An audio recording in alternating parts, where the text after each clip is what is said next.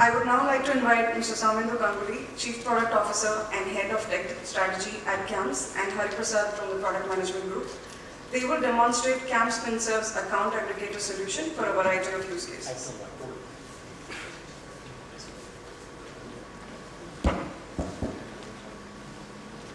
Thanks, Neil. A very warm welcome to all of you.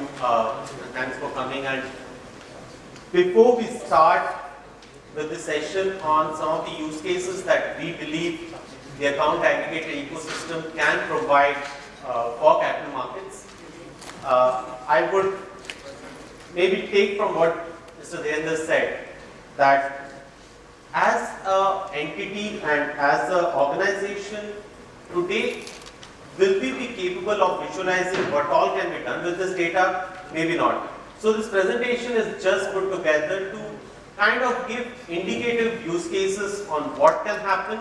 But yeah, it will be for the entire country to envision what can happen on this platform, because the data will be available for everyone and everyone can make use of it. And before I start this presentation, another thing that Devendra said when he came in, and I found it a funny use case, is that he mentioned that tomorrow it can so happen that you're walking into a car showroom to buy a Volvo or a Mercedes, right? And the person, the sales guy who is talking to you, can ask you for a couple of clicks and your PAN number, and they just not even entertain you in their sales showroom, because you will not have the asset date, because they will have access to that, and that person may know that you don't have the money to buy this car. So that, hopefully that doesn't become the use case. But How does this mean? no, I thought it could even become that. Okay, so we have put together a couple of slides, and that's the short agenda of this session. What are the potential use cases? So one of the key things that is currently live on the account aggregator ecosystem is banks. And what banks are giving is actually the entire bank data of the investor, basis consent of entire history, and this is at a transaction level.